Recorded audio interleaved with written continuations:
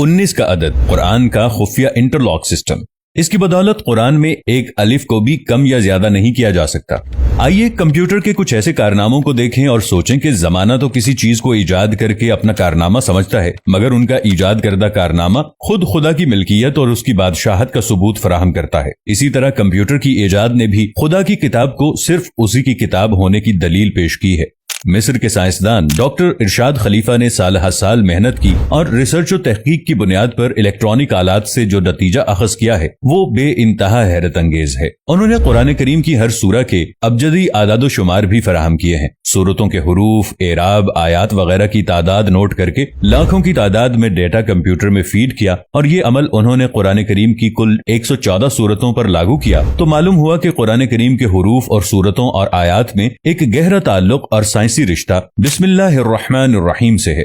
یعنی بسم اللہ الرحمن الرحیم میں کل 4 الفاظ ہیں: اسم، اللہ، الرحمن، الرحیم۔ ان چاروں الفاظ کو پورے قرآن میں تحقیق کر کے کمپیوٹر میں فیڈ کر دیا اور یہ نتیجہ نکلا کہ لفظ اسم قرآن میں 19 بار آیا ہے، لفظ اللہ قرآن میں 2698 مرتبہ آیا ہے، الرحمن 57 بار آیا ہے، الرحیم 114 بار آیا ہے۔ ان چاروں الفاظ کی پوری تعداد 19 کے ہندسے سے منقسم ہو جاتی ہے۔ پورے قرآن میں ان چاروں الفاظ کی تعداد کسی جگہ بھی کم و بیش کر دی جائے تو اس لفظ کی تعداد 19 سے پوری طرح تقسیم نہیں ہوگی، اور یہ پتہ چل جائے گا کہ کسی نے ان الفاظ کے ساتھ قرآن میں تحریف کرنے کی ناپاک کوشش کی ہے۔ یعنی یہ ہندسہ 19 قرآنی کمپیوٹری نظام میں ایک انٹرلاک سسٹم ہے جو قرآن کے ان الفاظ میں، ان کی تعداد میں کسی بھی ہیرا پھیری کا پردہ فاش کر دے گا۔ کسی انسان کے وہم و گمان میں بھی یہ بات نہیں ہوگی کہ ایک ایسی مشین ایجاد ہوگی جو ثبوت پیش کرے گی کہ قرآن جیسی کتاب کو مافوق الفطرت کے علاوہ کوئی تخلیق نہیں کر سکتا۔ حضرت ابو بکر رضی اللہ عنہ فرماتے ہیں کہ ہر ایک کتاب میں ایک راز ہوتا ہے، اور قرآن کریم کا راز وہ حروف مقطعات ہیں جو الگ الگ پڑھے جاتے ہیں،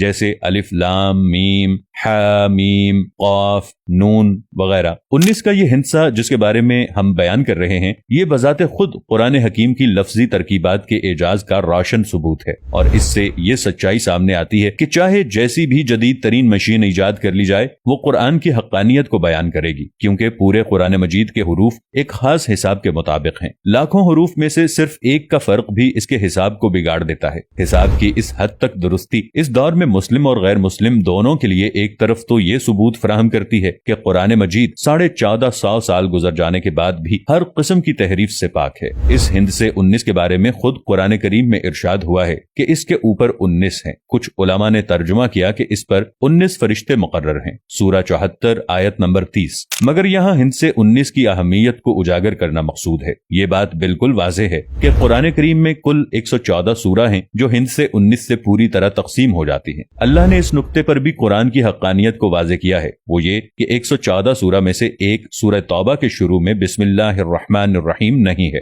گویا کہ صرف 113 سورتوں کے شروع میں بسم اللہ ہے، مگر یہ 113 تو 19 کے ہندسے سے تقسیم نہیں ہوتا، اس لیے ایک بسم اللہ کا اضافہ سورہ نمل چیپٹر 27 آیت نمبر 30 میں کر کے 19 سے تقسیم ہونے کے لائق بنا دیا۔ یعنی بسم اللہ کا جو عدد 113 تھا اسے 114 کر دیا تاکہ 19 کے ہندسے سے تقسیم ہو سکے۔ آج قرآن کے شیدائی اور مخالفین بھی اس سائنس و ٹیکنالوجی کے دور میں مختلف قسم کی سائنسی ریسرچ میں مشغول ہیں، اور اس بات کا ریاضی کی مدد سے حساب لگایا جا رہا ہے کہ یہ دیکھا جائے کہ قرآن مجید میں کون کون سے الفاظ، کلمات، حروف اور اعراب کتنی بار آئے ہیں اور کیوں آئے ہیں، ان میں کیا حکمت ہے۔ مثال کے طور پر یہ بات دریافت کی جا رہی ہے کہ قرآن مجید کی جن سورتوں کے شروع میں حروف مقطعات آئے ہیں، ان حروف مقطعات کا ہر حرف اسی صورت میں یا تو 19 بار آیا ہے یا اتنی مرتبہ ضرور آیا ہے کہ وہ نمبر 19 سے پوری طرح تقسیم ہو جائے۔ مثال کے طور پر قرآن مجید میں ہر جگہ قوم لوط کا استعمال کیا گیا ہے، مگر صرف ایک جگہ بجائے قوم لوط کے اخوان لوط کا استعمال کیا گیا ہے، اور یہ استعمال